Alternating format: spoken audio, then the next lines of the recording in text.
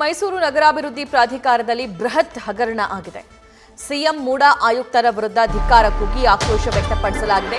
News first ವರದಿ ಬೆನ್ನಲ್ಲೇ ಬೀದಿಗಿಳಿದಿದ್ದಾರೆ ಹೋರಾಟಗಾರರು. ಭಿತ್ತಿಪತ್ರ ಕೈಯಲ್ಲಿ ಹಿಡಿದು ಘೋಷಣೆಗಳನ್ನು ಕೂಗಿದ್ದಾರೆ. ಮೂಡ ಕಚೇರಿ ಮುಂದೆ ಕರ್ನಾಟಕ ಸೇನಾಪಡೆ ಪ್ರತಿಭಟನೆ ಮಾಡಿದೆ. ತೇಜಸ್ ಲೋಕೇಶ್ ಗೌಡ ಕರ್ನಾಟಕ ಸೇನಾಪಡೆ ಜಿಲ್ಲಾಧ್ಯಕ್ಷ ಅಕ್ರಮದಲ್ಲಿ ಭಾಗಿಯಾದ ಜೈಲಿಗೆ ಅಟ್ಟಬೇಕು ಅಂತ ಹೇಳಿ ಅವರು ಒತ್ತಾಯ ಮಾಡಿದ್ದಾರೆ. ಕೈಯಲ್ಲಿ ಭಿತ್ತಿಪತ್ರ ಹಿಡಿದು ಘೋಷಣೆಗಳನ್ನು ಕೂಗೋ ಕೆಲಸ ಮೈಸೂರಲ್ಲಿ ಮಾಡಿದ್ದಾರೆ. ಮೈಸೂರಿನ ನಗರಾಭಿವೃದ್ಧಿ ಪ್ರಾಧಿಕಾರದಲ್ಲಿ ಬೃಹತ್ ಹಗರಣ ಆಗಿದೆ ಅಂತ ಹೇಳಿ ಈ ಪ್ರೊಟೆಸ್ಟ್ ಇದು.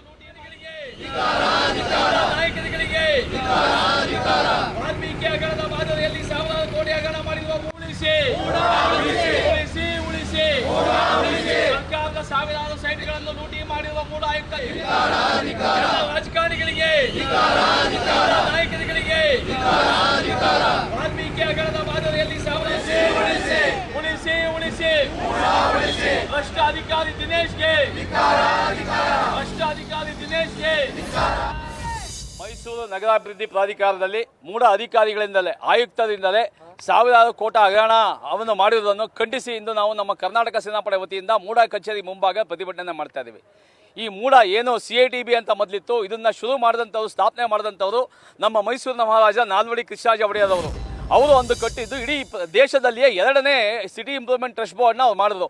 ಮೊದಲು ಮುಂಬೈನಲ್ಲಾಗಿತ್ತು, 2ನೇ ನಗರವಾಗಿ ಮೈಸೂರಿನಲ್ಲಿ CITB ಅನ್ನು ಮಾಡಿ ಮಾದರಿ ನಗರವಾಗಿರಬೇಕು, ಒಳ್ಳೆ ರಸ್ತೆಗಳು, ಬಡಾವಣೆಗಳು, ಚರಂಡಿ ವ್ಯವಸ್ಥೆಗಳು ಮಾಡಬೇಕು ಅಂತ ಸ್ಥಾಪನೆ ಮಾಡಿದಂಥ ಮೂಡ ಇಂದು ಇಡೀ ಇತಿಹಾಸದಲ್ಲೇ ನಮ್ಮ ರಾಜ್ಯದಲ್ಲೇ ದೇಶದಲ್ಲೇ ಕಂಡರಿಯದಂಥ 2,500 ರಿಂದ 3,000 ಕೋಟಿ ಹಗರಣ ಆಗಿರೋದು ಬೆಳಕಿಗೆ ಬಂದಿದೆ.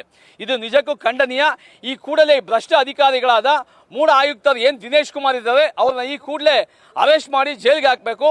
ಹಾಗೂ ಇದರಿಂದ ಯಾರ್ಯಾರು ಭಾಗಿಯಾಗಿದ್ದಾರೆ, 1 ವರ್ಷದಿಂದ ಆಗ್ಬೋದು, 2 ವರ್ಷದಿಂದ ಆಗ್ಬೋದು, ಇವರಿಗೆ ಕುಮ್ಮಕ್ಕು ಕೊಟ್ಟಿರೋಂಥವ್ರು ಏನು ನಾವು ಈಗ ಇತ್ತೀಚೆಗೆ ವಾಲ್ಮೀಕಿ ನಿಗಮದ ಹಗರಣವನ್ನು ನೋಡಿದ್ವಿ. 187 ಕೋಟಿ ಹಗರಣ ಅಂತ ನೋಡಿ ಅದರಿಂದ ಸುಮಾರು ಕಾಂಗ್ರೆಸ್ ಮುಖಂಡಗಳಿದ್ರು, ಅದ್ರ ಬಗ್ಗೆ ಎಲ್ಲ ಹೋರಾಟಗಳು ನಡೀತಾ ಇದೆ.